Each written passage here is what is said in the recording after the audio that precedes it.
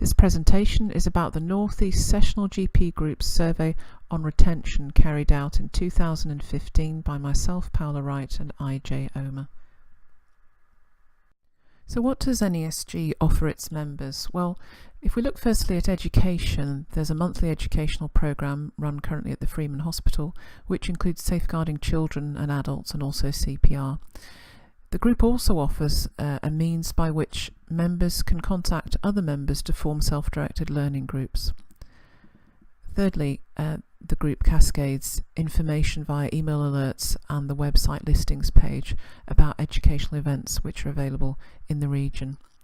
The group provides peer support by means of its quarterly members meetings and also the monthly educational meetings by means of its self-directed learning groups facility and also through its annual social event, and it provides information about work opportunities, vacancies for locum and other permanent work. And then there's also information which is provided via its web pages, its newsletters and through the informal network. So why did we carry out the survey? Well, we were under the impression that NESG was having a valuable role in keeping sessional GPs in the workforce, but it was becoming quite difficult to sustain running a group of 385 members just by volunteers. And the retention and recruitment strategy which was being rolled out nationally did not seem to recognise the role of sessional GPs in the workforce. So at the time of doing the survey, this was the composition of our membership: a large group of locums, around 230, the next largest group was salaried GPs, and then a significant but smaller proportion of registrars and partners, with some academic and out-of-hours GPs and some involved in teaching. So what areas did we cover? Well, first of all, we wanted to know whether our members were thinking of leaving general practice, and if so, why. We also wanted to know whether being a member of the group had helped members to stay. We were interested in knowing what members would consider ideal working conditions and how much more they would be prepared to work if those ideal working conditions were met. And we were also interested in access to education. So our survey had a good response rate, considering it was an online survey, had a response rate of 40%, and this was the distribution of respondents between the categories of members: locums, salaried, registrars and partners. So this slide shows the risk of leaving in the next 3 years by category of respondent, and starting with the response very unlikely, and then in orange unlikely, probably in grey, and definitely in yellow. So what we can see here is that the definitely and probably, yellow and grey, make up over 40% of locums and 50% of partners and just over 30% of salaried doctors. This slide shows the risk of leaving over the next 3 years by gender. So starting with the blue is very unlikely, and then unlikely, probably and definitely. So again, if we look at the grey and the yellow combined, we see a significant proportion with a high likelihood of leaving in the next 3 years. This slide shows the risk of leaving by age group, and starting again with the very unlikely, then unlikely, probably and definitely, with the chances of leaving increasing with increasing age. Respondents were asked to indicate the importance of a variety of factors in terms of their thoughts about leaving general practice, and the most important factors across all 3 groups were stress from work, intensity of work and length of the day.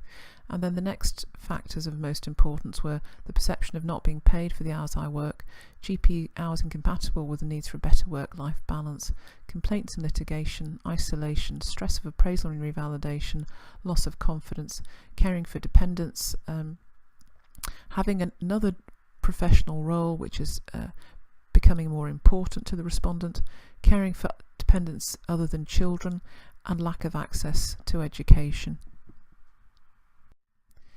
When asked about the reasons for leaving, we were able to look a little bit at differences between the 3 categories of respondents, so partners, salaried doctors and locums.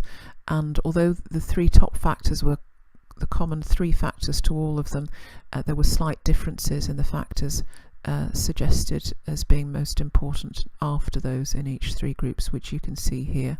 And it's interesting to see that isolation features prominently amongst partners, and loss of confidence features prominently amongst locums.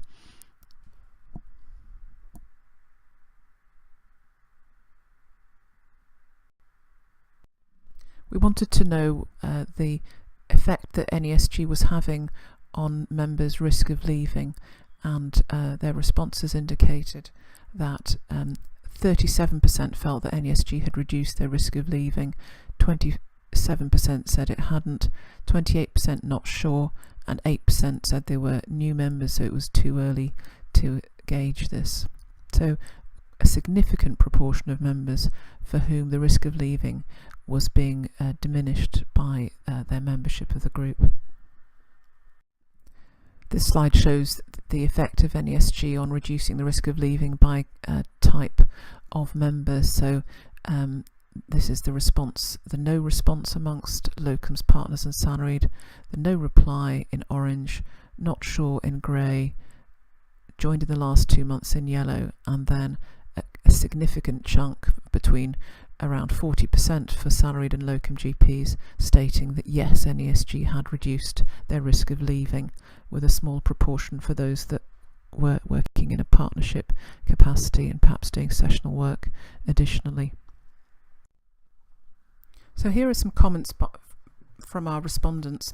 Working as a locum enabled me to save up for unpaid maternity leave and to learn more about different practices before committing. Other than practices I already knew, I got all of my work through NESG and most of my education events. It also allowed me to meet other locums who are now my CPD group and my friends. Being an NESG member has been a blessing for me. I had no idea how the NHS was organised, didn't even know there was a performers list. I had no idea what an appraisal was. I found my first salary job through NESG. If I had to move to another part of the country, I would be quite worried if they had no NESG equivalent there. To stay in general practice and have a good work-life balance, I have had to cut my working hours. This means decreasing exposure to experience, and so actually needing still more educational activities to keep up, which is where I feel supported from NESG to enable me to continue to practice safely.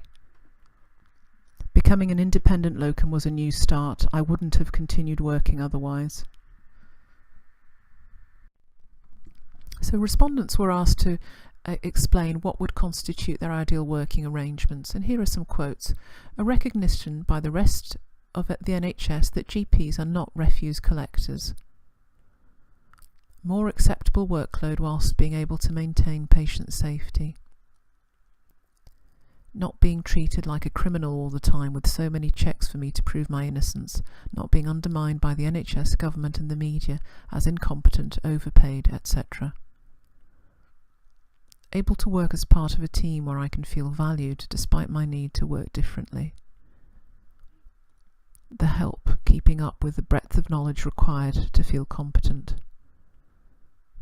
Not having to go through the sham of appraisal and revalidation as a support for doctors' development when it is a thinly disguised policing system. Stop revalidation, redress against vexatious complainers and reduce indemnity fees. So members were asked how many additional hours they'd be prepared to work if their ideal working conditions were met. If we look first at the hours that they're working on average by category, and then at the additional hours they would be prepared to work if their ideal conditions were met, we can see it's a significant increase on their hours if their ideal conditions were met. Members were asked if they'd had any difficulties obtaining information about educational events. If we look at locums, 37% said several times and 33% said sometimes. Salaried GPs had less frequently difficulties, 8% saying several times, 13% saying sometimes, and with partners the numbers were even lower. They were also asked if they'd been turned away from events because of working as a locum, and 20% had said yes. Here are some quotes about education. I've tried to get info on local timetables for learning events in the area where I live and hit a wall. I don't receive any, and it is difficult to access essentials such as CPR and child protection training. The CCG wanted to charge me for essential child protection modules. Almost all information seems to be from NESG. The BMJ Careers section published our survey, so you can read more about it in the 11th of November 2016 issue, where a summary of the survey is reported. There's also an opinion piece about how our findings fit in with the overall workforce strategy. So NESG's worked collaboratively with a number of partners, both regionally and nationally. So regionally, it's maintained communication with local medical committees, vocational training schemes in the deanery, out of hours organisational, the regional BMA staff, CCGs and the pensions team at the area team, and it's negotiated group deals with hot topics and GP update for NESG members. And at a national level, it was collaborated with the GMC in providing members to be interviewed for a case study on revalidation. It was part of an RCGP funded revalidation pilot looking at sessional GPs, and it was also used for a research project on support for sessional GPs funded by the Royal Medical Benevolent Fund. It's maintained links with the National Association of Sessional GPs, and through the regional rep, which is myself, Paola Wright, links with the National Sessional Subcommittee of GPC. And there have also been opportunities to maintain informal links with other sessional GP groups who we've tried to support. So our conclusions from this survey are that the factors pushing GPs to leave are mainly around workload, and that many would work 50% more hours if working conditions were better. There is an untapped source in sessionals in terms of stopping the workforce crisis. If they're supported, then we won't lose as many GPs, and the strategy needs to focus not just on training new GPs or retraining GPs who have left, but in making sure that no more sessional GPs leave. They are an at-risk pool because of their problems with access to education and peer support, and you only need a combination of factors to make breaks and losses from the workforce a reality. NESG's sustainability is in question. It has over 400 members now, it's volunteer run and it's expanding, and it's taken over the role of providing education, which was previously funded by Heaney. This is a screenshot of the North East Sessional GP group website. If you enjoyed this presentation, you may also find it useful to read about the 2016 locum survey carried out via NESG, which is available on the website. Please consider liking this video, sharing it, and subscribing to my YouTube channel to keep up with further projects and presentations. Please consider also following me on Twitter.